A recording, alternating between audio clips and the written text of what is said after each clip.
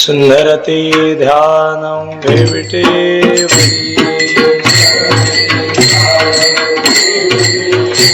सुंदरते ध्यानं विविटे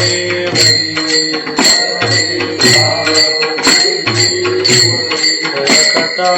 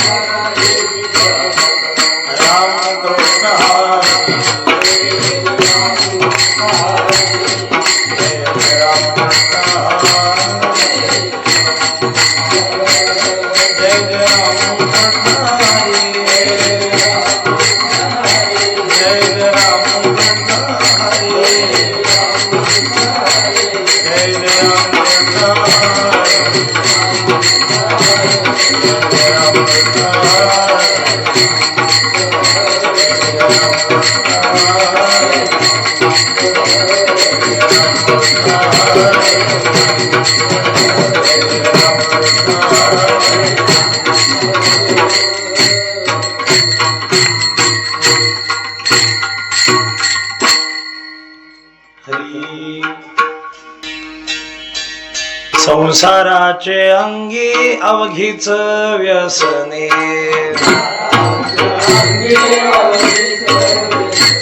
संसाराचे अंगी अवघीच व्यसने,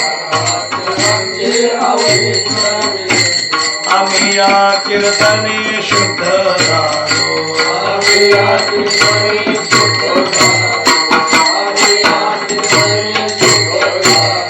आता हे सोहळे झाले त्रिभुवन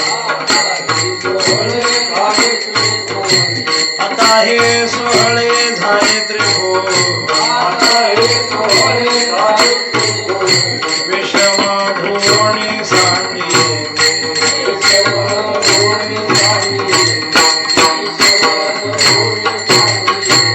ब्रह्मपुरी वास करणे अखंड ब्रह्मपुरी वास करणे न देखिजे तोंड विटाळा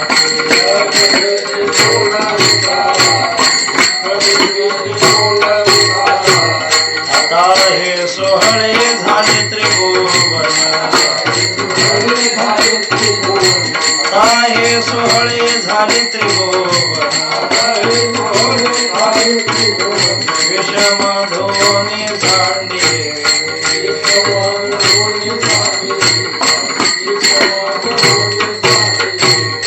कामणे आमाय कंताचा वास कामणे आमाय कंताचा वास ब्रह्मे ब्रह्मरस सेवो सदा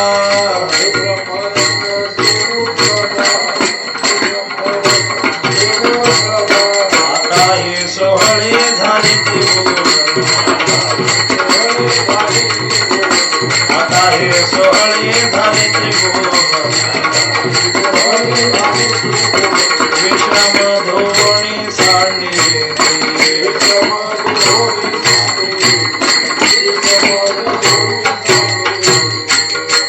गोपार कुमार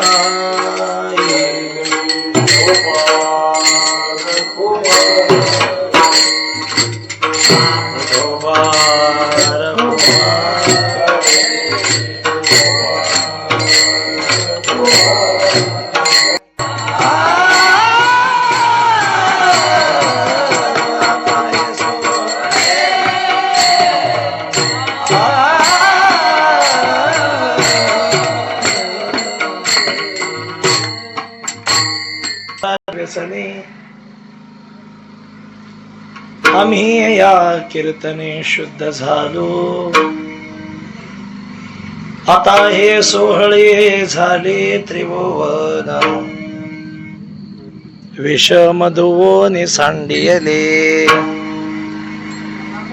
ब्रह्मपुरी वास करणे अखंड न देखीचे तोंड विटाळाचे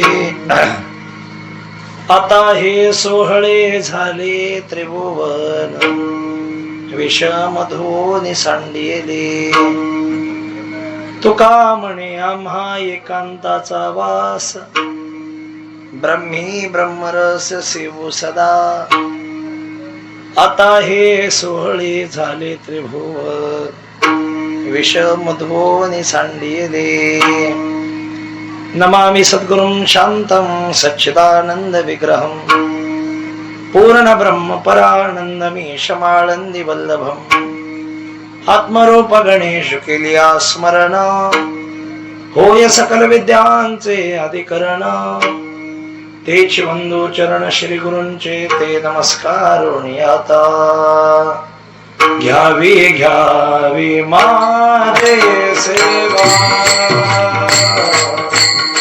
घ्यावी घ्यावी माझे सेवा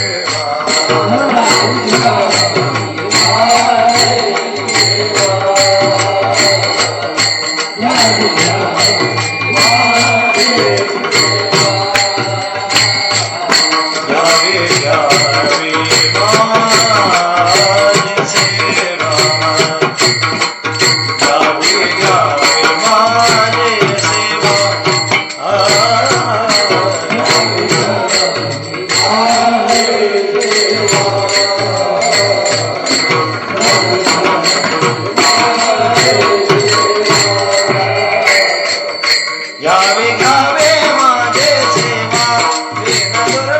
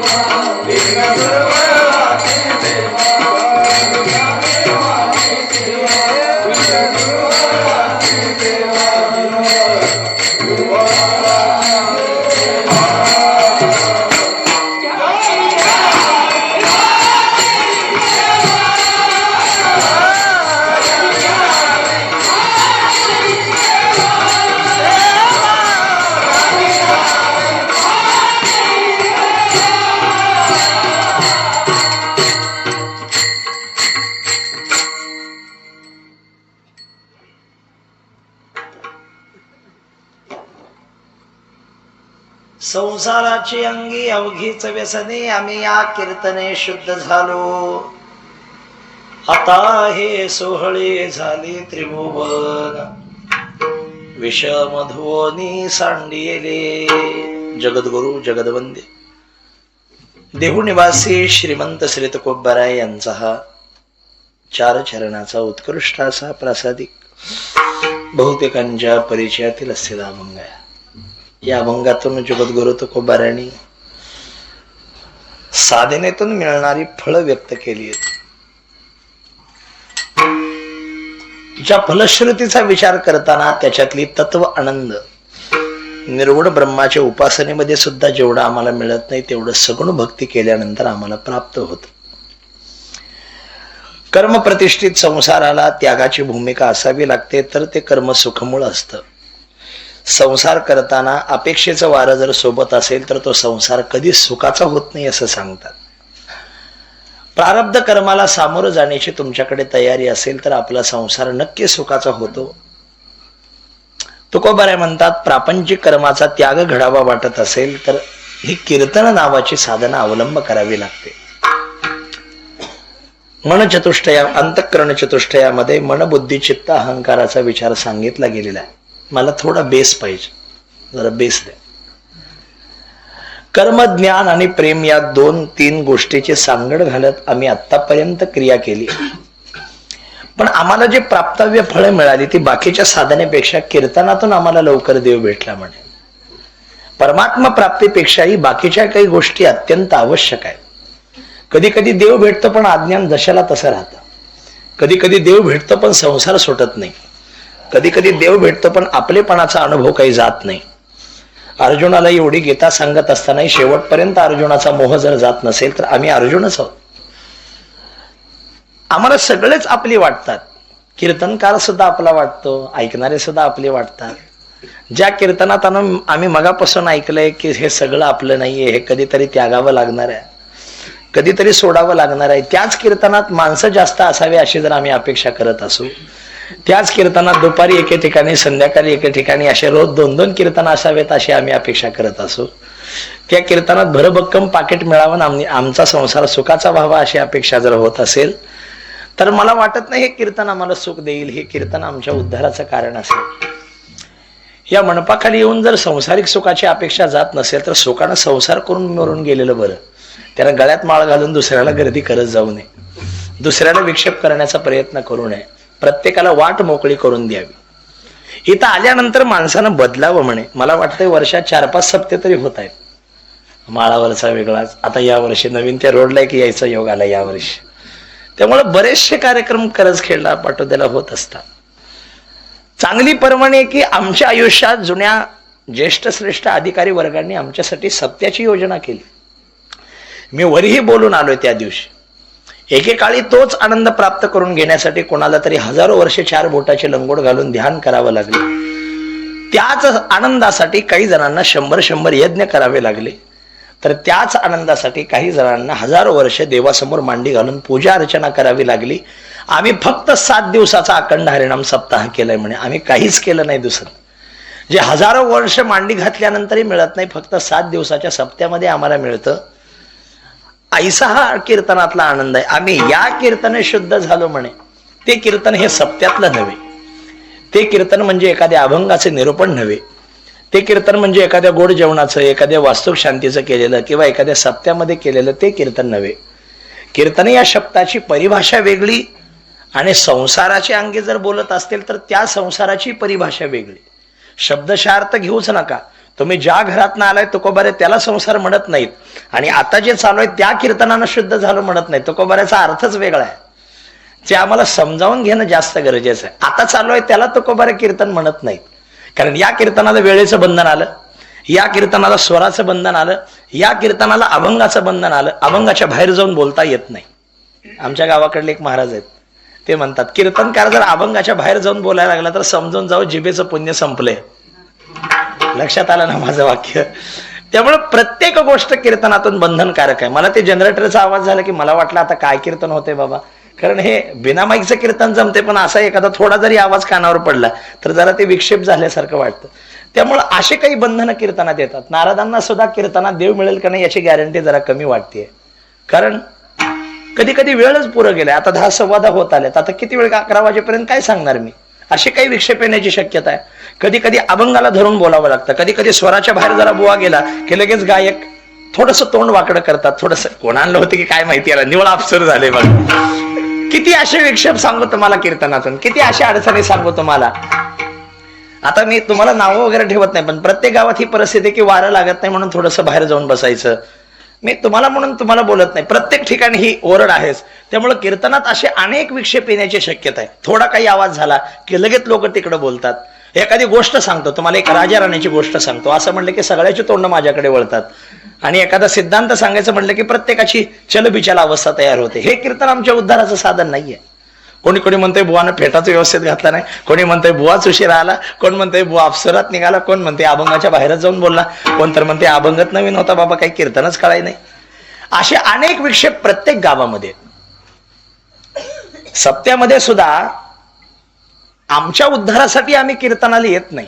आज भाऊकीची पंगत आहे म्हणून काही लोक येऊन बसतात. हे एवढं दुर्दैवाचं आहे का हो? आज आमच्या जातीतल्या महाराजाचं कीर्तन आहे बाबा, जावं लागतंय म्हणतात. नाही नाही आमच्या गावातल्या महाराजचं कीर्तन आहे, जावं लागतं. नाही नाही आमच्या माहेरचा महाराज आहे, जावं. कालच गेलतोय एका गावात, आमच्या लव्हाऱ्यातल्या बाई लेकी होत्या, कधीच कीर्तनाला येत नाही, ते त्या दिवशी येऊन बसल्या म्हणे. का बरं? आमच्या माहेरचा महाराज आहे म्हणून. अरे काय संबंध त्या माहेरच्या महाराजाचा? तुम्ही एक गोष्ट बदल्या गड्या. कीर्तनातून तुमचा उद्धार व्हावा वाटत असेल तर एक वाक्य कधीच विचारायचं नाही, कीर्तन आज कोणाचं आहे? हा प्रश्नच नको. म्हणून तर हा सप्ताह मला जरा बरा वाटला, कारण इथं पत्रिका छापलेली नाहीये. तुम्हाला उद्धार व्हावा वाटत असेल तर गपगुमाने येऊन बसा, कोण का बुवा असा ना. सुरुवात रामकृष्ण हरी, शेवटी ज्ञानदेव, एवढं तर म्हणणारच आहे ना हो. तेवढं तरी ऐकायला येत जावं की जेणेकरून आपल्या अंतःकरणाला संत वाङ्मयानं मनाचं परिवर्तन व्हावं, सत्य सुखाचा अनुभव यावा आणि जीव परमार्थदर्शी व्हावा. म्हणून मला पुन्हा पुन्हा सांगायचं आहे, ज्या संसाराच्या अंगी व्यसन आहे त्या संसाराची परिभाषा वेगळी. आणि आम्ही या कीर्तने शुद्ध झालो, ते कीर्तन म्हणजे हे नव्हे जे आत्ता चालू आहे ते. कारण माझं तुमच्याकडे कमी ना 11कडे जास्त लक्ष आहे. हा एकदा काटा 11वर गेला की मलाही थोडंसं तुका म्हणेपर्यंत कवा जावा असं होईलच. मलाही कधीतरी विठ्ठल जे कधी होईल याची अपेक्षा होईलच. त्यामुळं मला जास्त काही चर्चा करायची नाहीये. पण तत्वामध्ये हे मोडत नाहीये की वारकरी वाङ्मयाने समाजाला घेऊन जरी कीर्तन प्रवचन साधना जरी केलेल्या असल्या तरी याच्यामध्ये सामुदायिक केलेल्या परमार्थाला काही ना काहीतरी बंधने येतात. एक्झाम्पल, कोरोना सारखा रोग होता, बरेचशा गावातले सप्ते बंदच पडले. जवळजवळ 2-3 वर्ष तरी माणसांना सप्ते करता आले नाही. त्यामुळे सामुदायिक केलेल्या परमार्थामध्ये कोरोना सारखं एखादं संकट आलं तर ती साधना बंद पडेल. पण तसल्या कोरोनामध्ये तुम्ही देवघरासमोर बसून देवासाठी म्हणून, स्वतःच्या आनंदासाठी म्हणून हातात विना आणि एका हातात चिपळ्या घेऊन जर देवासमोर हरिपाठ केला, त्या हरिपाठाला कोणी अडवणार होता का हो तुमच्या घरात? समाजासमोर केलेलं कीर्तन कधीतरी बंद पडेल, पण देवासाठी केलेलं कीर्तन देव सुद्धा बंद पाडू शकत नाही, हे लक्षात घ्या.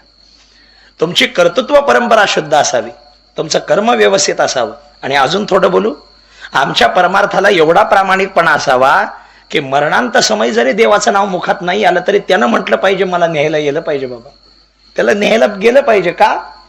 कारण त्यानं जन्मभर काही मागितलं नाहीये, जन्मभर माझी निष्काम सेवा केली आहे. आता मरणांत समय नाही नाव आलं म्हणून काय झालं, मला गेलं पाहिजे त्याला न्यायला. हे निष्काम कर्माचरणाची फळ आहे. तुमचा एक मित्र आहे जवळचा, लहानपणापासून एका शाळेत शिकलात, तुमचं घर सुद्धा जवळच आहे, एकच भिंत आहे मध्ये, इकडं तुमचं घर इकडं त्याचं घर, दोघालाही एक एक मुलगी आहे. तुमच्या मित्राच्या मुलीचं लग्न ठरवायला तुम्ही दोघं मिळून गेलात, भरपूर स्थळं बघितले आणि तुमच्या दोघांच्या संमतीनं एक जावई तुम्ही पसंत केलात. तुमच्या दोघांची संमत, तिसऱ्याला विचारलं सुद्धा नाही कसं वाटला जावई म्हणून. तुम्ही दोघांच्याच पसंतीने एक जावई पसंत केलात. मग त्याला काय द्यायचं काय नाही, हुंडा किती द्यायचा, कपडे किती घ्यायचे, हे सगळं तुमच्या दोघांच्याच राहीनं ठरलं. मग रुकवत आणायला तुम्ही दोघंच गेलात, ऐका, मुलीला कपडे आणायला तुम्ही दोघंच गेलात, मंगल कार्यालय तुम्ही दोघांनी ठरवलं, आचारी सुद्धा तुमच्या दोघांच्याच पसंतीचा, ऍटम काय ठरवायचा जेवणामध्ये ते सगळं तुमच्या दोघांच्या संमतीनं झालं. आता वेळ आली पत्रिका वाटण्याची. तुमचा मित्र गेला दुसऱ्या गावाला पत्रिका वाटून यायला, मी येतो म्हणला, माझे भाऊकी एवढे आहे सारून येतो, तू तोपर्यंत बाकीची कामं उरकून घ्या असं म्हणून तुमचा मित्र पत्रिका वाटायला गावी गेला. आणि जाताना त्याचं एक पोरग होतं, त्या पोरगाला सांगितलं, बाळू गावात एवढे गल्लीतल्या लोकांना तेवढं पत्रिका वाटून ये. त्या बाळूनं सगळ्याच्या घरी पत्रिका वाटली पण तुमच्याच घरी पत्रिका दिली नाही. कोणाच्या? तुम्ही मित्र म्हणून घेणारे हो जवळचे, तुमच्याच घरी पत्रिका दिली नाही. आता सगळं तुमच्या दोघांच्या संमतीनं ठरलंय पण पत्रिकाच घरी आली नाही. कसं करावं, लग्नाला जावं का जाऊ नये? मला उत्तर पाहिजे तुमच्याकडून, तरच कीर्तन पुढे, नाही तर राहू द्या. सांगा पटकन, काय करू? नाही हो, बिनबुलाय मेहमान व्हायचं. कस करावं? पत्रिका आली नाही बरं घरी, कस करावं? मित्र म्हणतो, मला काय गरज आहे पत्रिकेची, माझं कर्तव्य लग्नाला गेलं पाहिजे. हे निष्काम कर्माचरणाचं फळ आहे. तुम्ही काही न मागता जर जन्मभर परमार्थ करत असाल तर देवाला मुद्दामून तुम्हाला वैकुंठाला न्यायला यावंच लागेल, तुमच्या भेटीला जावंच लागेल, मरणांत समयी भेट द्यायला जावंच लागेल. ही निष्काम कर्माचरणाची फळ आहे. अशा पद्धतीचं कीर्तनाचं वाङ्मय, अशा पद्धतीनं भजनाचं वाङ्मय जे आम्ही एकापुरता विचार केलाच नाही. तुम्ही नेवाशाला कधी गेलात का? काय आहे तिथं? ज्ञानोबाऱ्याचं मंदिर नाहीये, ज्ञानोबाऱ्याच्या खांबाचं मंदिर आहे. ज्या खांबाला टेकून ज्ञानोबाऱ्या ज्ञानेश्वरी सांगतात त्या खांबाचं मंदिर आहे, बरोबर? म्हणजे ज्या खांबाला ज्ञानोबाऱ्या टेकून बसतात त्या खांबाकडे ज्ञानोबाऱ्याची पाठ होती का तोंड होतं? बोला की, काय होतं? पाठच होती ना. बघा बरं का, ज्ञानोबाऱ्याने ज्याच्याकडे पाठ फिरवली त्याची मंदिरं झालीत, ज्याच्याकडे तोंड फिरवले त्याचं काय काय झालं असेल, त्याचं काय काय झालं असेल. दुर्दैव आहे की आम्हाला ज्ञानोबारे अजूनही समजलेले नाहीये. 9,000 ओव्या आमच्यासाठी खर्च कराव्या, काय बघितलं असेल असं आमच्याकडे? अरे तुम्ही एवढं चांगलं 9,000 ओव्या खर्च केला तर मागून मागून काय मागितलं? ज्यांनी माझ्या झोळीमध्ये माती टाकली त्यांच्या हातून जन्मभर सत्कर्म घडत राहावं, ज्यांनी मला हिणवलं त्यांच्या बुद्धीचं परिवर्तन व्हावं. अरे 9,000 ओव्या यांच्यासाठी खर्च केला तुम्ही. समाज जाब विचारतोय ज्ञानोबाऱ्याला. ज्ञानोबाऱ्या म्हणतात, आम्हाला गरजच नाही भगवंताकडून काही मागायची, कारण आम्ही निष्काम कर्माचरण करणारी आहोत. समाजाचं अज्ञान दूर करण्यासाठी आमची भूमिका आहे, आमची समीक्षा आहे, आमचा परिहार आहे, आणि या व्यतिरिक्त आम्हाला दुसरं काही नको आहे. साधन चतुष्टयामध्ये त्याचा विचार केलेला आहे. तुमची निष्कामता असेल तर प्रभू तुमच्या इच्छेप्रमाणे प्रगट होतो. माता मौले जमलेत, तुमच्याकडे येतो थोडस. लेकरू जर अंगावर दूध पिणारा असेल, आता ते लेकरू गाढ झोपले म्हणून तुम्ही सकाळी उठलात, घरातली कामं उरकलीत आणि आता आंघोळीसाठी तुम्ही न्हाणीमध्ये गेलात, बाथरूम मध्ये गेलात.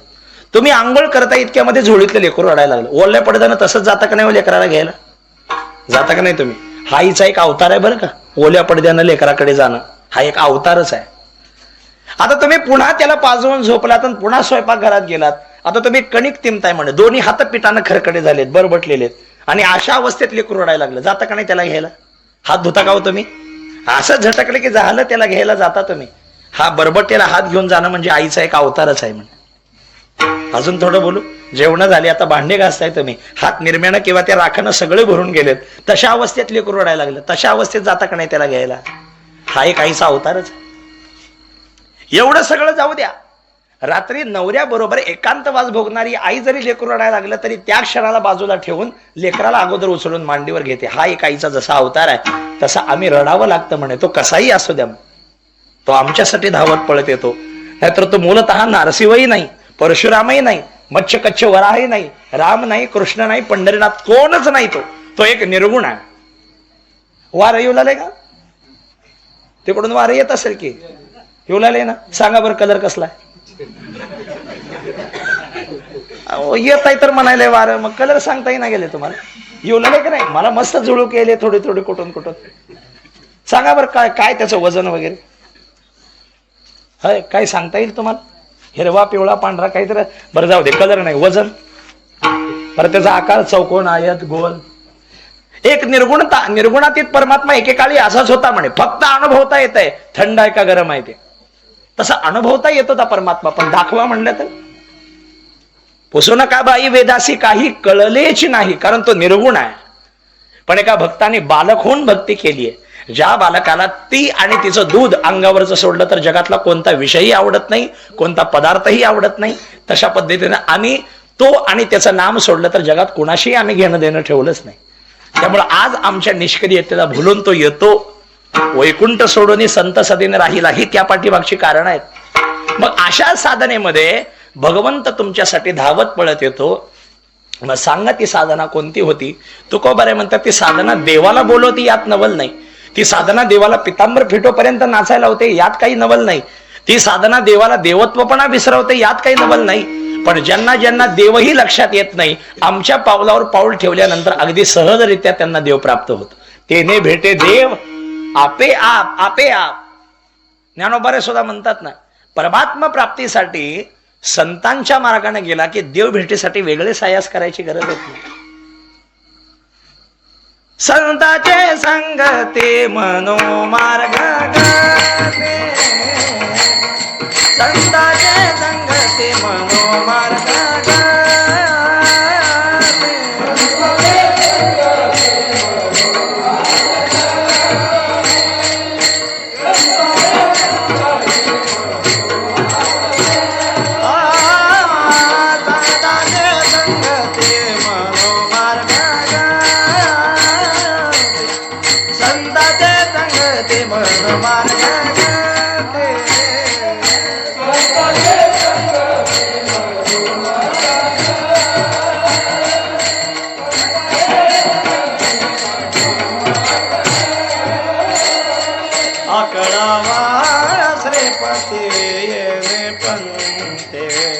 आकळा श्रीपती येणे पंते, ओ आकळा श्रीपती येणे पंते.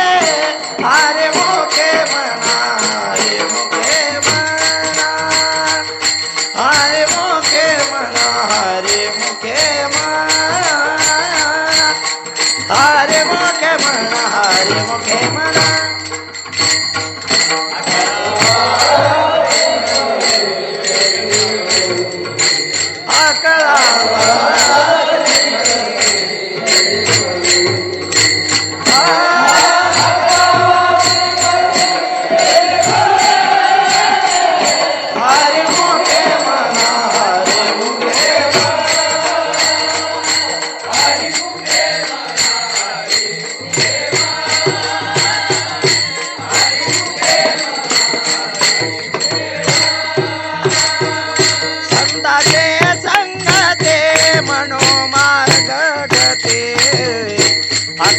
श्रीपती येणे पंते,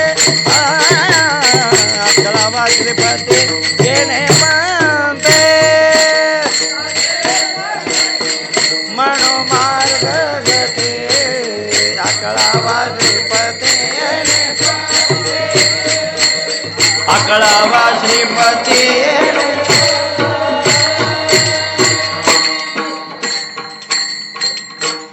या मार्गाने गेल्यानंतर आम्हाला कोणती अडचण पाहायला मिळणार नाही. येण्याची पंते चालू जाता, न पडे गुंता कोठे काही, याचा आपण विचार करू शकतो. म्हणून भक्तिशास्त्राने याचं एक उत्तम उदाहरण सांगितलंय. निर्गुणातीत जरी असला तरी कोणाच्या तरी भक्ती सुखाच्या अनुभवातून तो सगुण साकार होतो. श्रुती स्मृती या तत्वाकडे बघून नवल करतात. एखादा पुरुष पुढल्या रस्त्यानं जे प्राप्त करू शकत नाही, स्त्री ती मागच्या दरवाजानं प्राप्त करते. कोणता पुरुष? एक योगी आहे, एक विरक्त आहे, एक महात्मा आहे, ज्याला सहजरित्या देव प्राप्त होत नाही. पण एक गोपिका मात्र मार्दव भूमिकेतून, मातृत्वाच्या भूमिकेतून, वात्सल्याच्या भूमिकेतून देव आमच्यासाठी आई झाला, देव आमच्यासाठी बाप झाला, देव आमच्यासाठी चुलता झाला. पण देव आमच्यासाठी लेकरू व्हायला कोणतं मातृत्व भाव असावा लागतो? या स्तनामध्ये असं कोणतं पुण्य असावं लागतं की देवाने ते स्तन ओठाला लावावं? सांगा ना.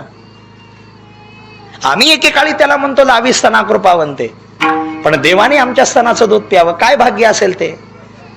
ते दूध पिण्यासाठी कोणतं अन्न भक्षण करावं लागेल सांगा? डीमार्ट मधलं आणावं लागेल का गावातल्या किराणा दुकानातलं आणावं लागेल सांगा ना? आमच्या मांडीवर त्यांना खेळवण्यासाठी काय भाग्य असावं लागतं? उत्तर अनेक मिळतील, तर्कवितर्क अनेक निघतील, त्याचा मला विचार करायचा नाही. पण तुकोबारे म्हणतात हे सगळं शक्य झालं ते आम्ही निवडलेल्या साधनेमुळं, आम्ही प्राप्तव्य घेतलेल्या भोगामुळं. ज्या भोगाच्या निवृत्तीसाठी आम्ही कधी प्रार्थना केली नाही, तर प्रारब्धाला सामोरं जाण्यासाठीच आम्ही भगवंताकडे प्रार्थना करत होतो. तुम्ही सुदामजींची कथा बघा, तुम्ही शबरी मातेचा विचार करा, तुम्ही निषाद राजांचा विचार करा, तुम्ही केवटाची कथा वाचा.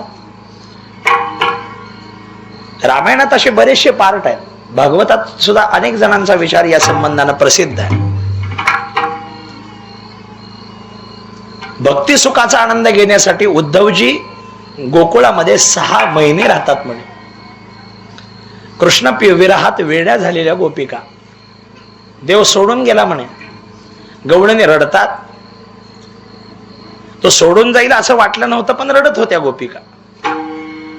जेवढं गोपिका अश्रू ढाळत होते त्याच्यापेक्षा डबल अश्रू परमात्मा मथुरेत बसून ढाळतायत. नावाला जरी उग्रसेन राज्यावर असला तरी सगळी मथुरा सांभाळायचं काम देव करत होता.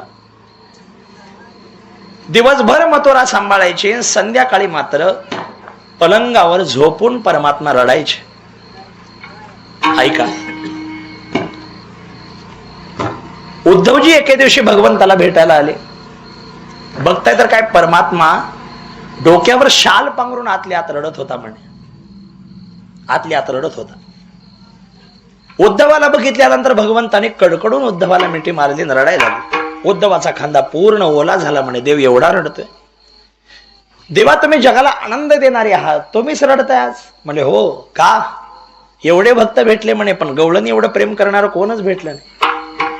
राधेने एके दिवशी जाब विचारला होता मला, सांग कृष्णा काय मिळवलं द्वारकेला जाऊन? हा, काय मिळालं रे? यमुनेचं गोड गोड पाणी पिणार आता समुद्राचं खारट पाणी पितोय म्हणे त्या द्वारकेत. सगळी बाजूला द्वारका समुद्राने वेढलेलीच आहे. काय मिळालं तुला द्वारकेचं? करंगळीवर गोवर्धन धरून सगळ्या गोकुळवासियांचं रक्षण करणारा आता सुदर्शन काढून दिसल त्या राक्षसाचं मुंडकं उडवतो. एवढा मोठा झाला सोय रे तू? राधिका जाब विचारते भगवंताला, सांग ना. अरे तू ज्यावेळेस सोडून निघालास ना आम्हाला, तुला तिथं 16,108 बायका आहेत म्हणे, असतील आम्हाला काय घेणं देणं, पण तो सोडून चालल्यावर आम्ही सगळ्या रथाच्या समोर झोपी गेलो होतो म्हणे. आणि गोपिका म्हणत होत्यात भगवंताला, देवा आम्हाला सोडून जायचं असेल तर जा, पण आमच्या मुंडक्यावरनं रथाची चाकं घेऊन जा म्हणे. आम्हाला मेलेले एकदा डोळे भरून बघ आणि मग खुशाल सोडून जायचं असेल तर सांग. आहे का असं 16,108 मध्ये कोणी? देवाच्या विरहापेक्षा मरण बरं म्हणणारी कोण आहे का तुझ्या घरात? काय मिळवलंय रे द्वारकेला जाऊन? भगवंत म्हणतात असे राधेसारखे अनेक गोपिका आहेत म्हणे जे माझ्यावर निष्काम प्रेम करतात. उद्धवजी म्हणतात एवढी आठवण येत असेल तर जाऊन या, मथुरेहून गोकुळ काही फार लांब नाहीये, रथात बसले तर तासाभराचा रस्ता आहे, लगेच जाऊन माघारी या संध्याकाळपर्यंत. देव म्हणतात माझ्या विधिलिखीमध्ये एवढा आनंद आत्ताच लिहून ठेवलेला नाहीये, आधी सगळे कामं करायचे मग शेवटी जायचंय म्हणे गोकुळा. पण आता मात्र तुम्हाला गोपिकेची आठवण येते, एक काम करा म्हणे, तुम्हाला जेवढी आठवण येते ना तुम्ही एका पत्रामध्ये लिहा आणि ते पत्र माझ्याकडे द्या, मी नेऊन गोकुळात गोपिकेंना देतो. भगवंताला गवळणींची किती आठवण येते ते एका पत्रात लिहिलं आणि ते उद्धवाकडे दिलं म्हणे, जा. सगळ्या गवळणी जिथं 6 महिन्याची रात्र करून भगवंताने रासक्रीडेचा आनंद दिला होता, त्या तिथं बसून सगळे कृष्णाची आठवण काढतायत. कोण म्हणतं त्याला बासरी कसा वाजवत होता सांगू का म्हणून कोणी अशी ऍक्टिंग करून दाखवते, कोणी गोवर्धन कसा उचलला होता दाखवू का म्हणून कोणी अशी ऍक्टिंग करून दाखवते. प्रत्येक जण भगवंताच्या चरित्राची आठवण काढते, गुणगान गातीये. आणि इतक्यात दिसलं की कुठल्या तरी रथाचा आवाज यायला लागलाय, घोड्याच्या टापाचा आवाज यायला लागलाय, घोडे किंचाळतायत.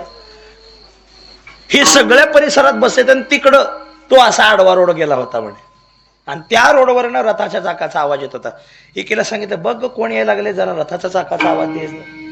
ती उठली म्हणेन त्या रस्त्यापर्यंत जाऊन आली. तिनं बघितलं की देवाचा घोडा आहे, देवाचा रथ आहे आणि देवाचा ध्वज आहे. तिला वाटलं कृष्ण आलाय म्हणून, पण ती एवढी आनंदित झाली म्हणे की तिला माघारी येऊन सांगायची सोय राहिली नाही की कृष्ण परमात्मा आपल्याला भेटायला. ती रस्त्यावरच नाचायला लागली म्हणे. हिनं म्हणायला लागली काय येड लागलं का काय, तिला रस्त्यावर का नाचायला लागले, जागा जरा काही येड लागले, कोण आले का जरा जाऊन तर बघू नये. दुसरीला उठवलं, ती गेली. ते दोघी म्हणून फुगड्या खेळायला लागलेत. आता त्या बोलायला माघारी येऊन बोलायची सोय राहिली नाही, काय करावं आता. तिसरीला उठवलं, जा जा जरा जाऊन तर बघू नये. अगं असं एक एक जणाला कशाला पाठवायचं, चला आपण सगळ्याच जाऊ म्हणे आणि बघूया तिथं कोण यायला लागले. ते सगळ्याच गवळणी गेल्या आणि बघत्या तर काय सगळेच आनंदानं उड्या मारायला लागले, कारण कृष्ण परमात्मा आपल्याला भेटायला लागलेत असं वाटलं. पण एवढ्या आनंदानं उड्या मारणाऱ्या गोपिका जसा जसा रथ जवळ येईल तसं तसं मात्र पुन्हा कोमेजून गेल्या. कारण रथ देवाचा आहे, पण रथावरचा माणूस दुसराच कोणीतरी आहे. कोण असेल हा. रथ थांबल्या थांबल्या सगळे जवळ गेले. उद्धवजींनी गोपिकांची अवस्था बघितली. ते म्हणतात, तुम्ही इथं बसून त्याची आठवण काढतोय, तो तिथं बसून तुमची आठवण काढतो. एवढा रडतो म्हणे की त्यानं आपलं मनोगत एका कागदावर लिहिलंय, ते पत्र घेऊन मी तुमच्याकडे आलोय म्हणे. फक्त भगवंताचं पत्र आलं एवढंच ऐकलं. हातातला कागद कधी हिसकावून घेतला कळाला नाही उद्धवाचा. बघू मला वाचायचंय, बघू मला पाहायचंय, बघू मला पाहायचंय. जी खेचाखेच झाली ना, त्या पत्राचे 1000 तुकडे झाले हो. कोणालाच काही वाचता आलं नाही पत्र. पण प्रत्येक जण म्हणते, अरे काय गरज आहे त्याचं मनोगत ऐकायची. त्यानं ज्या कागदावर हात ठेवून ते शब्द लिहिले, तो कागद तर आपल्याला भेटला की यापेक्षा काय भाग्य आहे. म्हणते तुकड्याला कोणी असं छातीला लावते, कोणी त्या तुकड्याला आपल्या डोळ्याला लावते, कोणी त्याला असं नमस्कार करते, कोणी त्या तुकड्याला लांबून पाहते. कारण याच कागदावर भगवंतानं सकाळी हात ठेवला असेल, याच कागदावर भगवंताने आपलं मनोगत लिहिलं असेल आणि तोच कागदाचा तुकडा आपल्याला भेटावा, काय आपलं भाग्य आहे. उद्धवजी गवळणीचं प्रेम पाहतायत, इकडं तिकडं बघतायत. कोणी भिंतीवर श्रीकृष्ण जय कृष्ण लिहिलंय, कोणी त्याच्या बाजारीची पूजा करत आहे, कोणी त्याच्या पितांबराची पूजा करत आहे. असं करता करता भिंतीवर एक चित्र काढलं होतं कृष्ण परमात्म्याचं. भिंतीवर असं एक सुंदर चित्र काढलं होतं म्हणे. एवढं सुंदर काढावं की जसं काही भिंतीला टेकूनच कृष्ण उभारला का काय असं वाटावं, एवढं सुंदर काढलं होतं चित्र. डोक्याच्या केसापासून तपासत तपासत तपासत उद्धवजी मांडीपर्यंत आले म्हणे, पोटऱ्यापर्यंत आले आणि चित्रामध्ये एक चूक दिसली म्हणे. कोणती चूक? त्या चित्राला पाय काढले नव्हते म्हणे उद्धवजी. गोपिकेंनी पितांबराचा काष्टा काढला होता, पोटरे काढल्या होत्या, पितांबर देव कसा नेसत होता ते व्यवस्थित काढलं होतं, पण त्याच्या खाली पायाचा घोटा नाही, पायाचा तळवा नाही, पायाची बोट नाही. पाय कसं काय काढला नाही म्हणून उद्धवजींनी गोपिकांना विचारलं, तुम्ही एवढं सुंदर चित्र काढलात म्हणे जसं काही भिंतीला टेकूनच कृष्ण उभारलाय. कोण काढलंय? म्हणजे आम्ही सगळ्यांनी चित्र काढलंय म्हणे. मग तुम्ही याला पाय का काढला नाही? गवळणी म्हणतात, बघा ना, हा लहानपणापासून आमच्या घरी जन्माला आला, आमच्याच घरी वाढला, आम्ही तयार केलेलं लोणी परमात्मा खातोय, पण असं सोडून जाईल असं वाटलं नव्हतं हो. आता मरेपर्यंत आम्ही त्याला पाहत राहू अशी भूमिका होती, पण एवढ्या लवकर सोडून जाईल असं वाटलं नाही. गेला ते गेला, जाऊ दे म्हणे, कमीत कमी या चित्रातनं तरी आम्हाला सोडून जाऊ नये म्हणे, आम्ही पाय काढले नाहीत म्हणे. एवढं प्रेम करावं लागतं बरं का, तर आम्ही या कीर्तने शुद्ध झालो असा अनुभव प्राप्त होतो.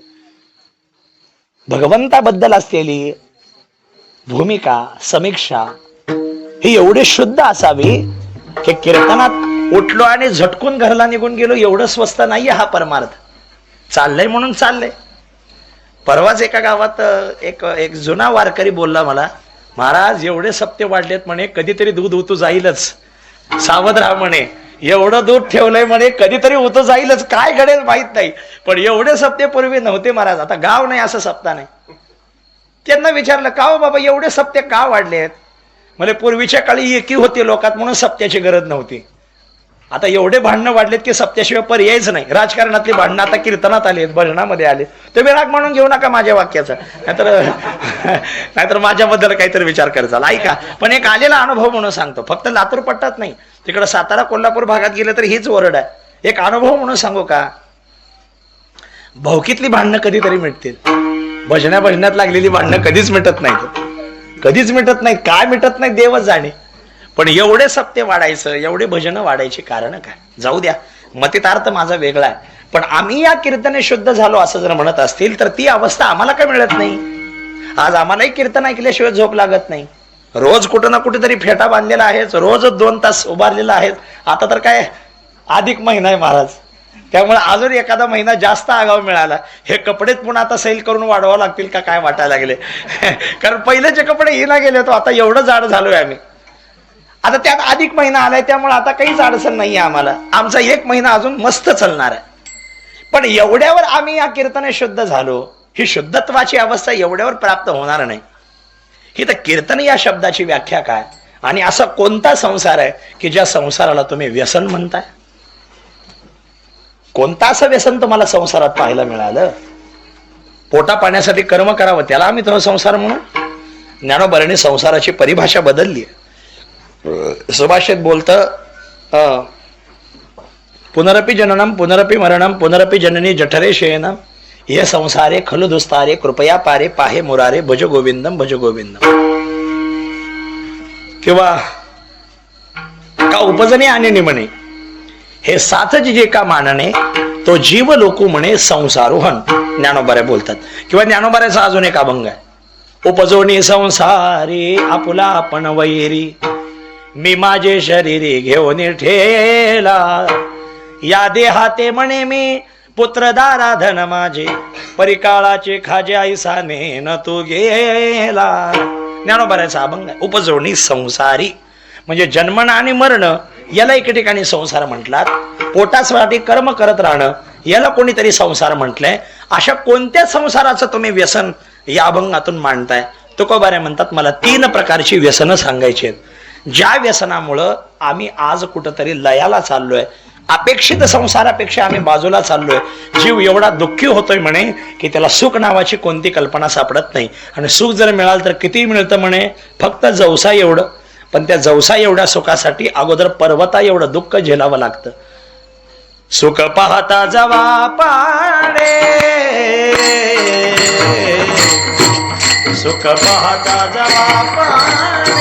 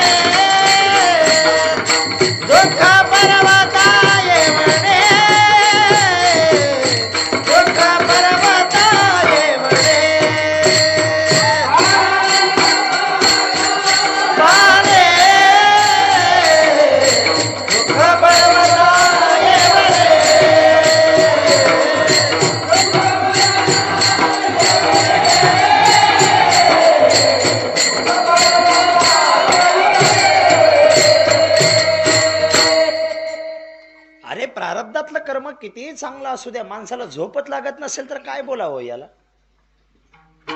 सांगा की.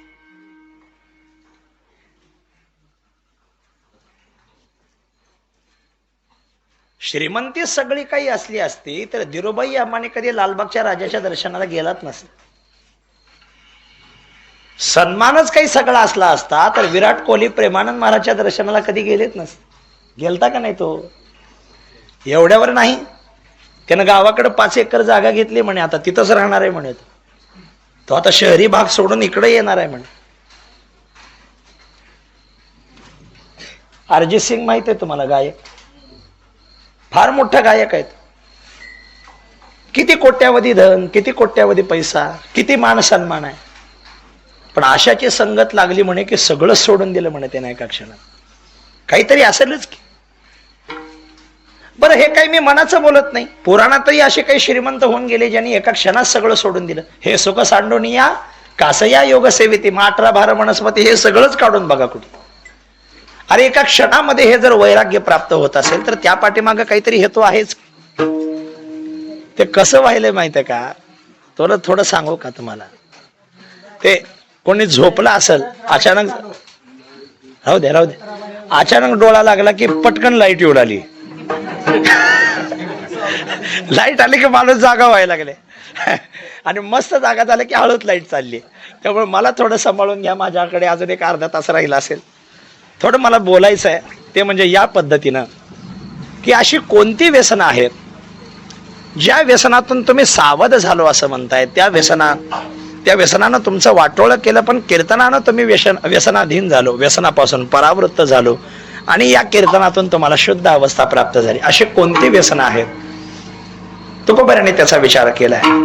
अवघीच व्यसने जरी असली तरी अवघीच व्यसनामध्ये काही व्यसनं अगदी महत्वाची आहेत. पहिलं व्यसन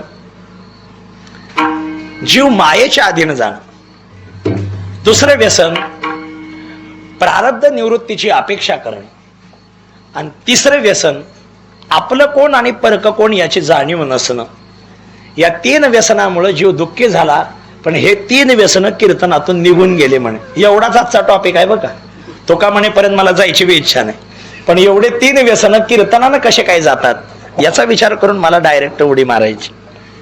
साधन चतुष्टयामध्ये या गोष्टी फार महत्वाच्या सांगितल्या जातात.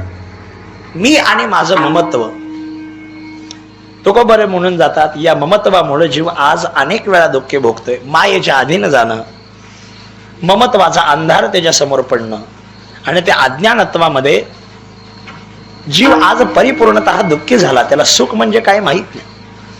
मायेच्या अधीन आपणच गेलो असं नाही, देवही गेलाच की. तुकोबाराने एके ठिकाणी शिव्या दिल्यात म्हणे या मायेला, देवाकडे बघून. देवही एकेकाळी निर्गुण होता, त्यावेळेस बरं होतं. त्या अजय मेळाला घेतलं, त्या गजेंद्राचा उद्धार केला,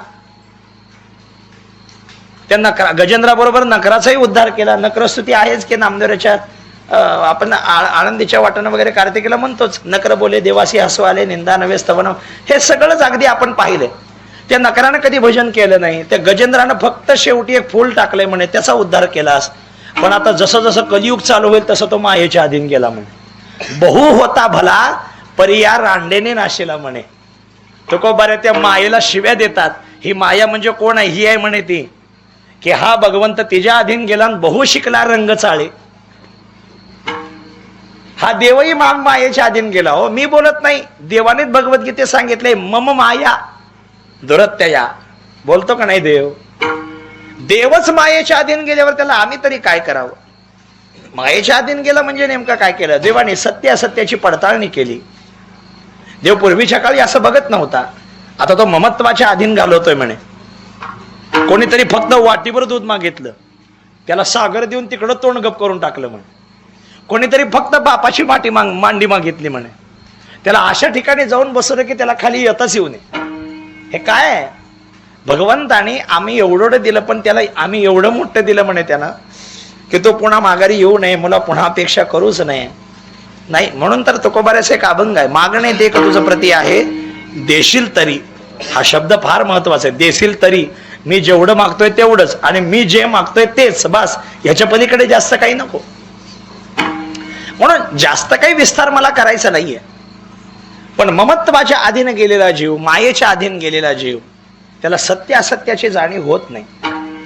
उपरांत समयी मरण त्याला ओढावतं, पण मरणांत समयी सुद्धा तो अपेक्षा प्रपंचाचीच करतो की. तुम्हाला जर विश्वास वाटत नसेल तर बघा, अशा व्यक्ती गेल्यावर 3ऱ्या दिवशी जाऊन बघून या.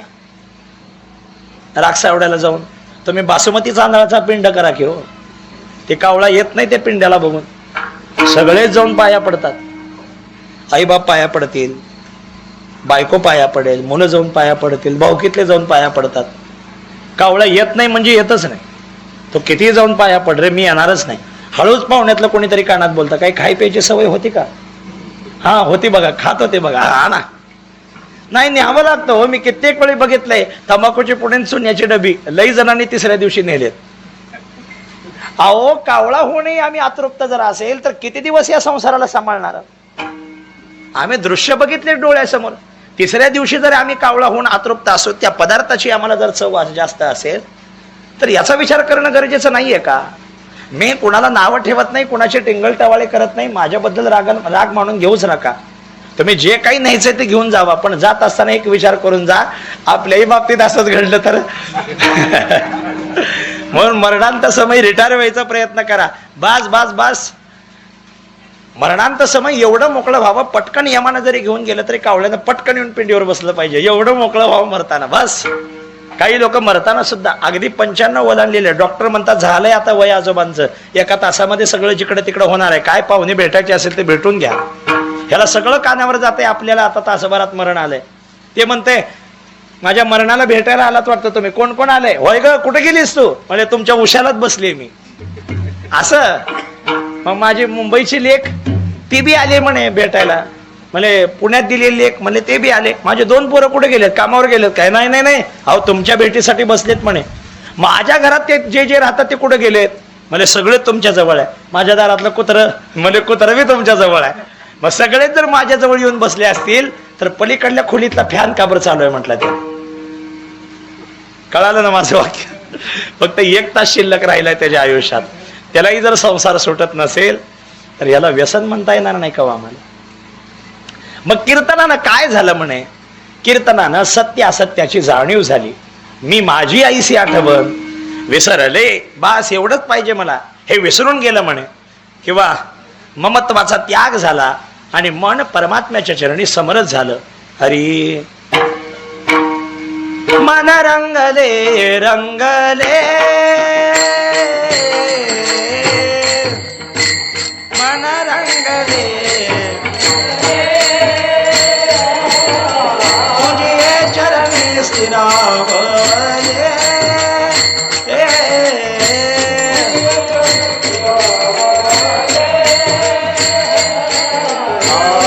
केलिया विठ्ठले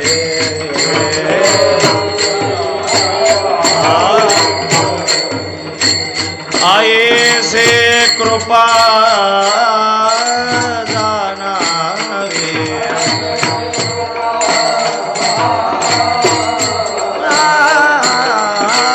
मन रंगले रंगले मन रंगले रंगले.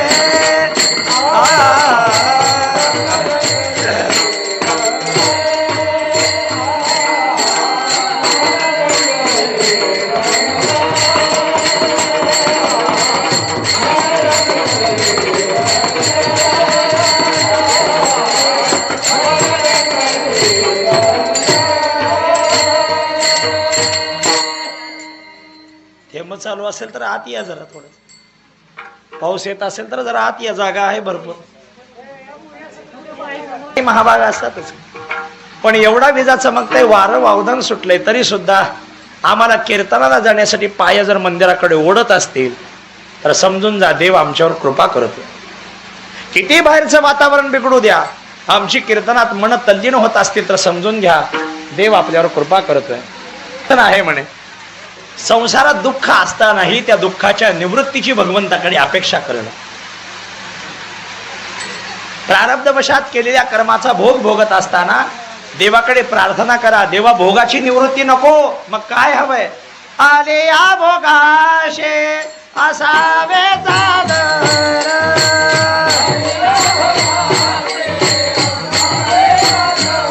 आले या भोगाशे असावे सादर,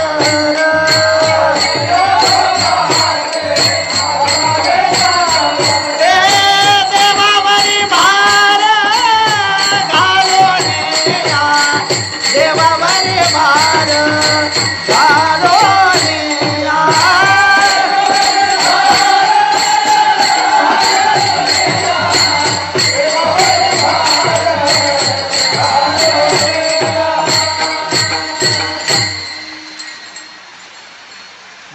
दुसरं व्यसन आहे म्हणजे प्रारब्ध निवृत्तीची देवाकडे अपेक्षा करणं. आणि ऐका, तिसरं व्यसन आहे. हे तिसरं व्यसन म्हणजे संसारातली व्यक्ती माझी नसताना सुद्धा त्याला माझं माझं म्हणणं, माझे माझे म्हणून दुर्दैवच आहे का नाहीये? म्हणून देह ज्याच्यासाठी दिला त्याच्यासाठी कर्म न करता संसारच करत बसतो तर देह वायाच गेला किंवा सांगतो तुम्हासी भजारे विठ्ठला, नाहीतरी गेला जन्म वाया. घर घुसणी काही झालीच नाही. जावई अमेरिकेत होता म्हणे, त्याला काही येणं झालंच नाही.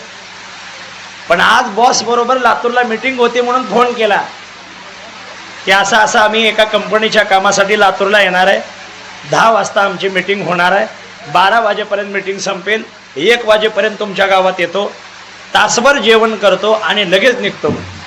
आता अमेरिकेत जावई होणार आहे म्हणल्यावर काय सासूबाईचा आनंद आहे, काय सासरे बुवाचा आनंद आहे. हे म्हणून सगळी आता तयारी सुरू झाली, घराला रंग द्यायचं काम सुरू झालं. जावयाला जेवणासाठी काय करायचं? अहो जेवणाचं नंतर बघू, हो आधी अंगठी वगैरे करावं लागेल की. भलेही 1.5 लाख रुपये तोळा, पण अमेरिकेत राहतं जावई, त्याला 1.5-2 कोटीचं पॅकेज आहे म्हणे वर्षाला. एखादी अर्ध्या तोळ्याची तर घालावं लागेल. मग गेले कुठेतरी पाठवत्याला गेले, नाहीतर लातूरला गेले, एक अंगठी करून आणली. ऐका बरं का, आदल्या दिवशी सगळी जेवणाची तयारी, भाज्या वगैरे चिरून ठेवल्या. दुसऱ्या दिवशी 5-25 लोकांचा स्वयंपाक तयार केला. जावया बरोबर येणारे 4-5 मित्र, गावातला सरपंच आणि बायको बरोबर येणारे ते 4-5 मैत्रिणी घरातल्या. एक 5-25 लोकांचा गुलाबजामुन असू द्या, कुरड्या पापड भजे, श्रीखंड पुरी असू द्या, सगळा स्वयंपाक तयार केला. मला 10 वाजता फोन तर लावा म्हणे जावई बापूला, कुठवर आलेत काही नाही. सासऱ्यानं फोन केला, जावई बापू म्हणले हा आत्ताच लातूरात उतरलोय म्हणे, आमची मीटिंग चालू होईल, 12 वाजता मीटिंग संपले, आम्ही लगे गावाकडे निघतो. 12 वाजेपर्यंत मीटिंगची वाट बघितली. 12 वाजता पुन्हा फोन केला, झालंय का, झालं का तुमची मीटिंग, निघालात का तुम्ही? हो म्हणले निघालो, आता 5 मिनिटात मीटिंग संपतीये, निघालं की लगेच तुमच्या गावाकडे येतो. झालं, इकडं स्वयंपाक तर सगळा तयार झाला, पण बरोबर 12:15 वाजता सासरे बुवाला फोन आला की मला काही येणं होत नाही म्हणे. का बरं येणं होत नाही? कारण अर्जंट आम्हाला कंपनीतून मेसेज आलाय आणि एवढे अर्जंट जर संध्याकाळपर्यंत नाही पोहोचलो तर आमची नोकरी जाण्याची शक्यता आहे म्हणे. सासरे बुवानं तोंड बारीक केलं ना आपल्या बायकोला जाऊन सांगितलं, जावई काही यायचं कॅन्सल झालंय म्हणे, आता त्यांना काही येऊ शकणार नाही, आपले आपण जे ना. असं कसं काय? मी जावयाला बोलते म्हणे, द्या ना. नको नको, त्यांची कंपनी जाईल, त्यांची नोकरी जाईल म्हणे, बघू तू बोलू नको म्हणे काही. आता आलेल्या लोकांना तेवढं जेवायला वाढ आणि जाऊ दे म्हणणे त्यांना माघारी. सगळे लोक जेवण करून निघून गेले. स्वयंपाक एवढा छान झाला होता का पातेल्यात काही बी राहिलं नाही म्हणे. सगळे जेवढे काही आमंत्रित निमंत्रित होते सरपंचासहित सगळे येऊन जेवण करून गेले. सगळे म्हणत होते जावई आला असता तर बरं झालं असता, जावई आला असता तर बरं झालं असतं. सासूबाईचं तोंड बारीक झालं, ती बसली एका कोपऱ्यात, सासरा बी तोंड बारीक करूनच बसला. दिवसभर सगळे असे तोंड बारीक करून बसले. संध्याकाळी हवगत जवळ येऊन बसला आणि तिला म्हणायला लागला, अगं काय ग बाई, झालं गेलं जाऊ दे की. त्यानं म्हणले कशाचं काय, सगळा स्वयंपाक वाया गेला म्हणे. काय म्हणली तिनं? सगळा स्वयंपाक वाया गेला. अगं काय वाया गेलं म्हणे, पातेल्यात बुडात काही बी राहिलं नाही म्हणे आपल्याला जेवायला. एवढा स्वयंपाक चांगला झाला होता की लोकांनी खाल्लं, जाताना वाढून बी दिलं म्हणे. तिने म्हणली लोक खातील काय नवलाय म्हणे, ज्याच्यासाठी स्वयंपाक केला होता त्यानंच जेवला नाही की, म्हणजे वायाच गेलं ना ते. समजलं ना तुम्हाला? हा देह ज्याच्यासाठी दिला, हे कर्म करता करता भक्ती ज्याच्यासाठी आम्हाला शिकवली, आम्ही जर तेच नाही केलं तर आमचा जन्म वायाच गेला किंवा. म्हणून तुकोबाराने म्हणतात आमच्या अंतःकरणात 3 व्यसन आहेत म्हणे. पहिलं व्यसन ममत्वाचं, दुसरं व्यसन प्रारब्धाचं, तिसरं व्यसन आपलं कोण आणि परक कोण हे आम्हाला शेवटपर्यंत कळत नाही. त्यामुळे जीव दुःख भोगतो. मग याच्यानं काय होतं, आम्ही या कीर्तने शुद्ध झालो, कीर्तनाने या सगळ्या गोष्टी आमच्या पूर्ण झाल्या आणि म्हणून आम्हाला एवढा आनंद मिळालाय. चाल शेवट द्यायची, एकदा मोठ्या प्रेमानं भजन करू, एकदा मोठ्या प्रेमानं भजन करू. राहिलेल्या चरणाचा एक 5-10 मिनिटांमध्ये विचार करूया. विठोबा रखुमाई ताली वाजवा, जय जय विठोबा,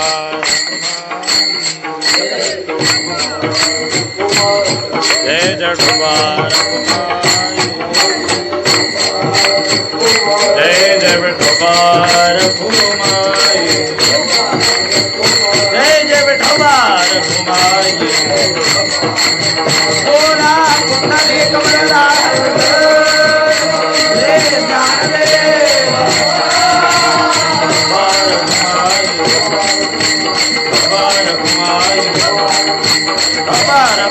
बोला पुष्णाचे कमळा हे श्यामले बाबा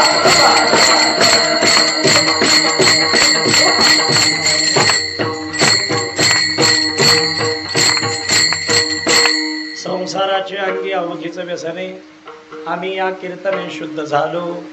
आता हे सोहळे झाले त्रिभुवन विषम धुवोणी सांडिले. जगद्गुरु तुकोबाऱ्यांचा अभंग बहुतेकांच्या परिचयातला आहे, पण विचार करायला लावणार आहे. आता हे 3 व्यसनं कीर्तनानं कशी काय गेली त्याचा थोडासा खुलासा करूयात. कोणाला काही पाऊस लागत असेल तर अजून जरा पुढे सरक. मस्त दिवसभर उकाडा होता. तुकोबारे म्हणतात आज लांबून कीर्तन करायला, मस्त पावसाच्या थंडगार हवेमध्ये कीर्तन आहे. आता तुम्हाला एवढी छान हवा लागते म्हणल्यावर मी तरी 12 वाजेपर्यंत कशाला सोडू. चलो द्या, मलाही काही अडचण नाही आता. लई नाही, 5-10 मिनिटांमध्ये वेळ घेतो तुमचा आणि थोडासा विषय मला थांबवायचा. काय घडलं म्हणे, पहिलं जीव मायेच्या अधीन गेला म्हणून त्याला दुःख भोगावं लागलं. अरे त्याला माहित आहे की प्रारब्धातले कर्म भोगूनच संपवावे लागतात. एवढं असतानाही जीव काही सुधारला नाही. माझं एक आवडतं वाक्य बोलू का? नशिबापेक्षा जास्त आणि वेळेच्या अगोदर कोणाला मिळालं नाही, कोणाला मिळणार बी नाही. मग कोणीही असो तिथं तुमच्या प्रारब्धात जेवढं लिहिलंय आणि ज्या वेळेला लिहिलंय त्याच वेळेला तुम्हाला मिळतं. म्हणून प्रारब्ध कर्माची निवृत्ती करण्याच्या भानगडीत पडू नका. कोणीतरी आपल्याला सुख देईल याची अपेक्षा करू नका. माता मौले एवढं लांब लांब थोडं जरा जरा बसलेत. तुम्हाला सांगतो, म्हातारपणे जेवढं पुसता येईल तेवढंच घर तरुणात बांधा. तारुण्यात जेवढं तुम्हाला पुसता येईल तेवढंच बांधा बरं, कारण तुमची सून येणार नाही तुमची फरशी पुसायला. काय बोलतोय मी? कारण आम्ही आमच्या मुलाला सुशिक्षित करण्यासाठी पुण्या मुंबईला नोकरीला लावलं. मग तो बायकोला घेऊन कशाला गावाकडे राहिलो? तो बी तिला घेऊन जाईलच की.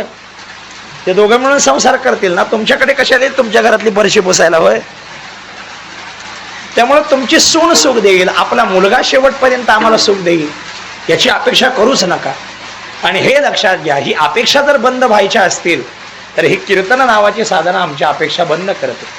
भजन नावाची साधना आमच्या अपेक्षा बंद करते. बैसता संताचे संगती, बैसता संताचे संगती,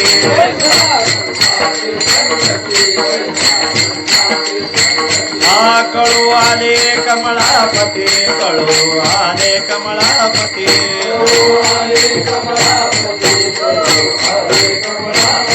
आपले कोणीच नवती, आपले कोणीच नवती,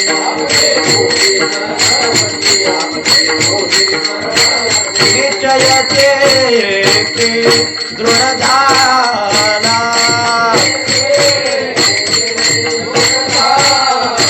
निश्चयचे दृढ झाला,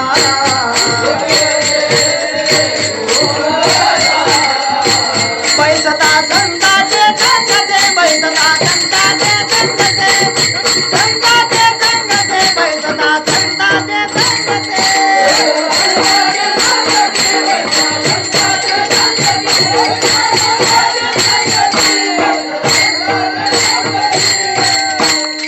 आम्ही या कीर्तने शुद्ध झालो, ठीक आहे, पण हे 3 व्यसनं कीर्तनानं कशी काय गेली त्याचा विचार मला पुन्हा पुन्हा करायचा. कीर्तनानं ममत्वाचा त्याग होतो. सत्य असत्याची जाणीव झाली की मोह निघून जायला वेळ लागतच नाही.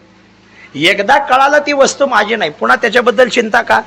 लेक लग्नाच्या आधी जेवढी प्रिय आहे, जेवढी काळजी बाप घेतो, लग्न झाल्यावर तेवढं घेता का हो तुम्ही? कारण तुम्हाला पक्क माहित आहे ती आजवर आमची होती, आता ती दुसऱ्याची झाली आहे. हा, शास्त्रामध्ये याचा विचार आहे, शिवमहापुराण कथेमध्ये सुद्धा याचा विचार आहे. तुम्हाला कळालं ती वस्तू माझी नाहीये तर त्याबद्दलचं ममत्व त्यागून टाका, आणि तुम्हाला कळालं तीच गोष्ट माझी आहे तर त्याबद्दल सर्व स्वभाव ठेवा. शिवमहापुराण कथेमध्ये याचा विचार सांगितला गेला. ऐका, आपला पती सर्वस्व मानावा म्हणे त्यानं. तो नवरा जर गावाला गेला तर बायकोला डोक्याला फणी लावायचा सुद्धा अधिकार नाहीये. मी भांडणं लावायला आलो नाही बरं, गाव तुम्ही लई मनावर घेऊ नका आजचं कीर्तन. पण हे एक व्यक्तिगत जीवनातली कहाणी सांगितली. अहो, ज्याच्यासाठी नटायचं आहे, मी कशी दिसते हे ज्याला विचारायचं आहे, तोच जर घरात नसेल तर कोणासाठी नटावं? अजून थोडं बोलू. आपल्या घरात एखाद्या पतीची निंदा होत असेल तर त्या घराचा संपर्क कायमचा तोडून टाकावा. नवरा जर गावी गेला तर आपल्या उंबऱ्यावर सुद्धा जास्त वेळ उभारू नये. शिवकथेत याचा उल्लेख आहे. तसं आपल्या सगळ्याचा पती तो एकटा आहे. वरिले सावळे परब्रह्म म्हणून काळा दादूला मज पाचारी गे माय. तो जर देव आपल्या संगतीत नसेल तर आपल्याला जगण्याचा काही अधिकार नाही. जीव ब्रह्मी ऐक्यत्वाची मिठी पाडत जा. जोपर्यंत एक पती आणि एक पत्नी याचा संबंध जसा परिपूर्ण होत नाही, त्याशिवाय जसा संसार सुखाचा होत नाही, तशाच पद्धतीनं जीवाला ब्रह्मत्वाचा अनुभव आल्याशिवाय तो आनंद त्याला मिळणं अवघड आहे. म्हणून तर त्याला काला असं आपल्या वारकरी संप्रदायात म्हटलं जातं. काला, काला म्हणजे ऐक्य.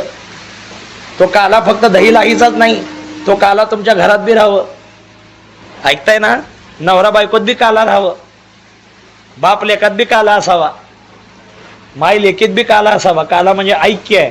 जोपर्यंत हे ऐक्य राहत नाही तोपर्यंत आपला प्रपंच सुखाचा होणं कदापिही शक्य नाही. त्यामुळं संसाराची अंगी अवघीचं व्यसन आहे. कोणतं व्यसन?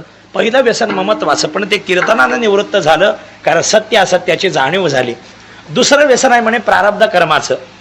आम्ही कीर्तन करायला लागलो. कीर्तन म्हणजे हे पेटा बांधून वगैरे नाही, निष्क्रिय भक्ती करणं याचं नाव कीर्तन आहे. सततम कीर्तयंत माम याचं नाव कीर्तन आहे. नित्य त्याच्यासाठी गात राहणं, नित्य त्याच्यासाठी भजन करत राहणं. वेडा वाकुडा गाईन परिमी तुझाची म्हणवीन, ही निष्क्रियता तुमच्याकडे जर असेल तर प्रारब्ध वशात केलेल्या कर्माची झोळी घेऊन तुम्ही देवाकडे जाणारच नाही.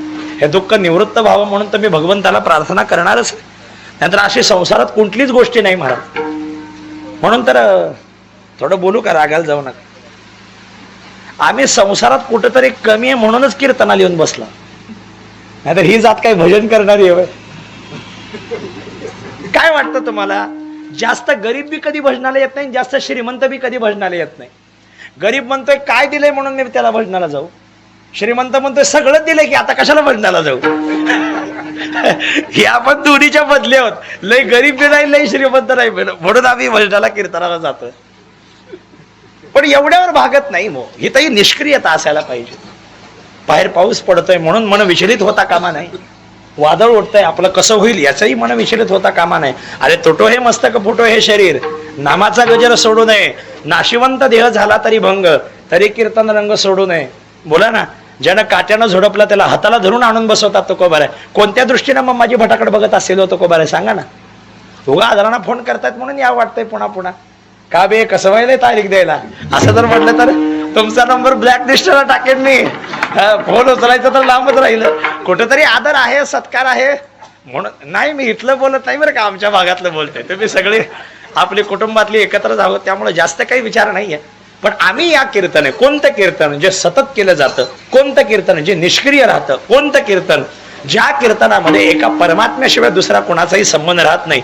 ही निष्क्रियता तयार झाली, अंतःकरणात एक आनंद भाव तयार झाला की तो जीव एका परमात्म्या विना दुसऱ्या कशाचीही अपेक्षा करत नाही. म्हणून दुसरं व्यसन प्रारब्ध निवृत्तीचे ज्या अपेक्षा आहेत त्या कीर्तनातून बंद झाल्या. आणि तिसरं व्यसन आहे म्हणे ते म्हणजे आपलेपणाचा भाव.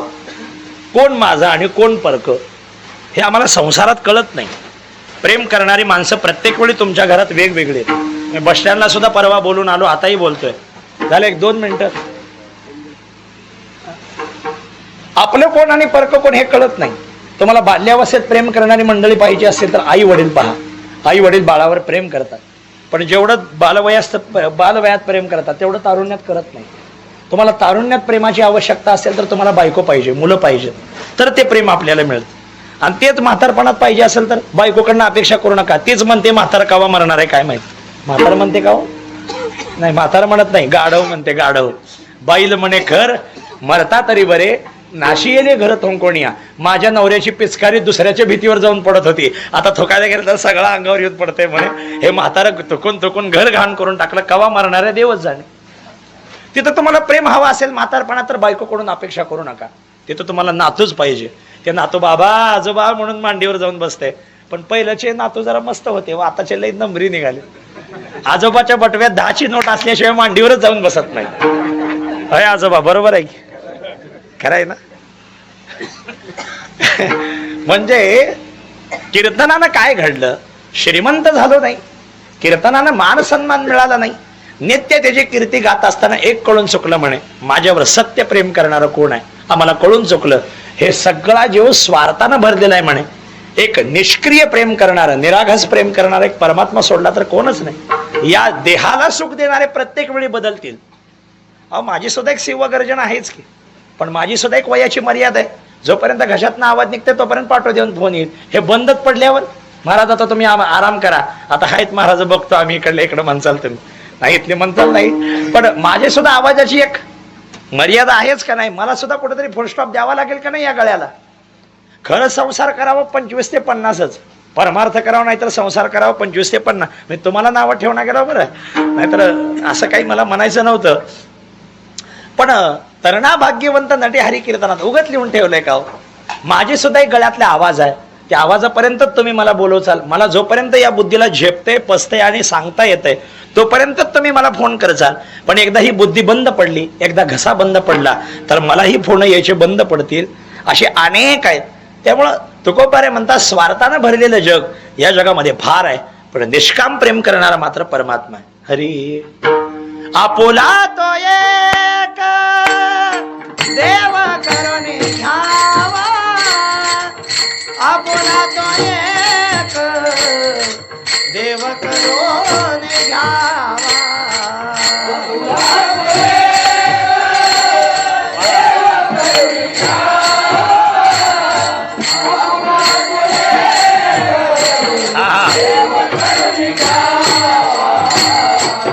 आपुला तो एक देव करुणी घ्यावा, आपुला तो एक देव करुणी घ्यावा.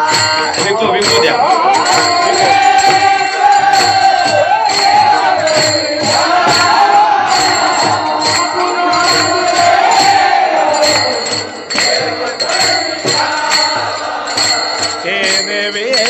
जेवा शोकनो हे, तेने विन जेवा शोकनो हे,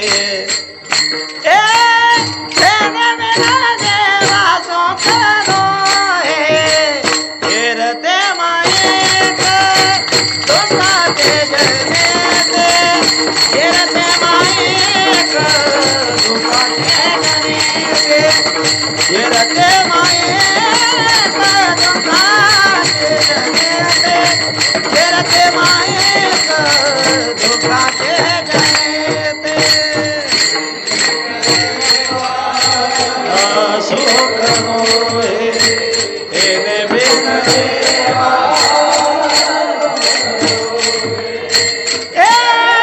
तेने बिन जेवा सुख मोहे, फिरते मायेक.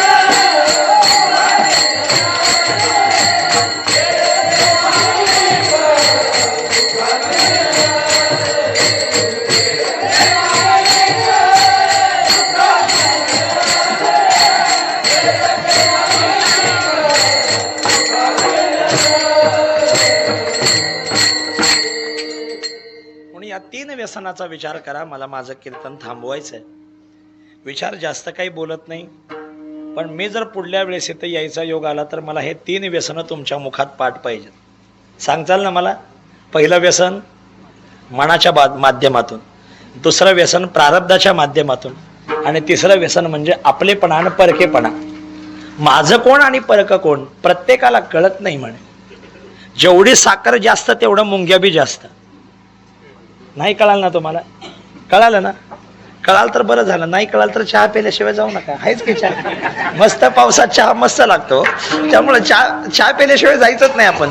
पण लक्षात येते का, जेवढी साखर जास्त असते तेवढ्या मुंग्या बी जास्त लागतात. आमच्या खिशातली साखर जरा जास्त झाली की लांबच्या मुंग्या सुद्धा ओळख काढून जवळ येतात हो. पण आमचाच खिसा कोरडा पडला तर पाणी सुद्धा लवकर मिळत नाही. दशरथाचा एक केस पांढरा झाला तर मुलाला राज्यावर द्यायचं, मुलाला राजगादीवर बसवायचं ठरवलं. आपले बी असे केस पांढरे झालेत का काळे राहिलेत ओळखत जावं.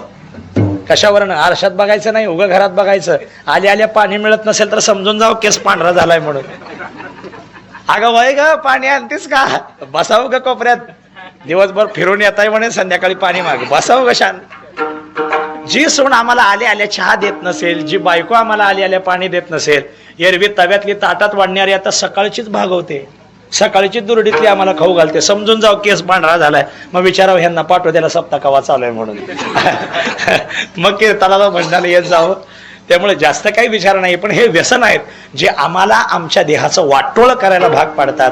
पण ते कीर्तन नावाची साधना जे नित्य भगवंतासाठी, नित्य त्याच्या कीर्तीसाठी, त्याचं गुणगान गातासाठी केली गेलेली जर असेल तर ही कीर्तनाची साधना आम्हाला शुद्ध बनवते. आम्ही या कीर्तने शुद्ध झालो. पण आता तुमची वर्तमानातली स्थित्यंतर काय? आता हे सोहळे झाले त्रिभुवन, विषम धुवोनी सांडिले. अद्वैत सिद्धांताचा विचार आहे.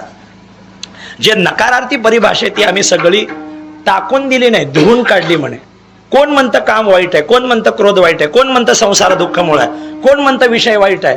विषयाला वाईट समजायचं नाही, विषयाला धुवून काढायचं. पण ते कसं धुवायचं? नेक्स्ट टाइम मी पुन्हा येईन, मी पुन्हा त्याचा आपण नक्की विचार करू. पण आता मात्र थांबूयात.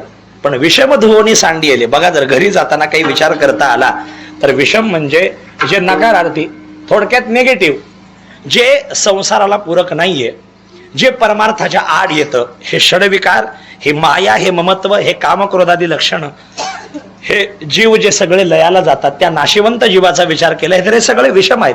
पण त्या विषमाला टाकलं नाही म्हणे. संसार दुःखामुळे जरी असला तरी मरेपर्यंत आम्ही उमऱ्याच्या बाहेर कधी पडलो नाही. उमऱ्याच्या आतच बसून ठाईचं बैसोनीत भजन केलं म्हणे आम्ही. पण त्या संसाराला धुतलं, त्या विषयाला धुतलं, त्या कामक्रोधादी कर्माला धुतलं म्हणे. पण कसं धुतलं, कोणत्या पाण्यानं धुतलं, त्याचा विचार आपण कधीतरी पुन्हा करूयात. आता मात्र झालेली सेवा श्री गुरूंच्या चरणी समर्पित, आई वडिलांच्या चरणी समर्पित, अण्णांच्या जमलेला सर्व भाविक वृंद, आलेल्या सर्व माता महिला, एवढ्या पावसातही तुम्ही स्थिर असताल तर ही स्थिरता कायम ठेवा. कधी ना कधीतरी हेच कीर्तन आपल्या उद्धाराचं कारण असेल. मग तिथं पाऊस असो, ऊन असो, वारा असो, काही असो, तुम्ही कुठं का विना, जिथं पाऊस लागत नाही तिथं सरकून बसत असाल ना, तर असंच संसारामध्ये सुद्धा सरकून सरकून जरा कुठेतरी बाजूला पडण्याचा प्रयत्न करा. कळायलंय ना मी काय म्हणा? असंच हळूहळू सरकायचं आणि बाहेर पडायचं. कारण आता सगळं मुलांच्या सोन्याच्या जर वाट्याला लावलं असेल तर हळूच कुठेतरी बाजूला राहत जा. मी नसेल तर कसं होईल? तुम्ही फक्त बाहेर पडून बघा. हो, तुमच्यापेक्षा चांगला संसार करतील ते. तुम्हीच बाहेर पडला गेला म्हणून त्यांना कसं करावं की काही नाही कळणार गेले. त्यामुळं थोडंसं सावध व्हा. जसं पाऊस लागत नाही म्हणून सरकून सरकून बसलात ना, तसं विषय आपल्याला लागू नये, संसारातली दुःखद अवस्था आम्हाला खेटू नये, त्यातून या जीवाला दुःख भोगू नये म्हणून थोडंसं त्याच्यापासून लांब लांब राहा. आणि हे कीर्तन नावाची साधना, संत वाङ्मय आम्हाला कसं आनंदित देता येईल त्याचा विचार करूया. तुका म्हणे आम्हा एकांताचा वास, ब्रह्मी ब्रह्मरस सेवू सदा. आता हे सोहळे झाले त्रिभुवन, विषम धुवोनी सांडिले. प्रतिवर्षाप्रमाणे याही वर्षी चालत असताना हा नाम महोत्सव तथा ज्ञानेश्वरी पारायण, गाथा भजन, प्रवचनादी सेवा आणि वारकरी वाङ्मय कीर्तन परंपरा, आजचा हे 4था दिवस, बरोबर ना? हे 4थे दिवसाचं वाघपुष्प भगवत चरणी समर्पित करण्याचं भाग्य सद्गुरुनाथांच्या आशीर्वादानं प्राप्त झालं. म्हणून झालेली सेवा ही तुमच्या सर्व संत मंडळीच्या चरणी समर्पित करून याच ठिकाणी सेवेला पूर्णविराम करविले. तैसे केले कटकट वाकडे का नेट देव जाणे, किंबहुना तुमचे केले धर्म कीर्तन हे सिद्धी नेले. येत माझे जे उरले पायिक पण. सांगा.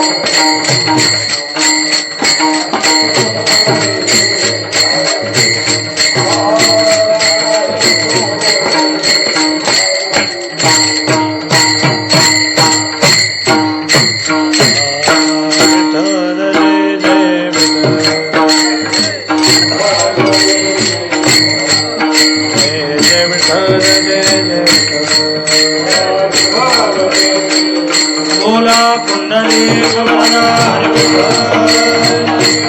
हरी विठ्ठल.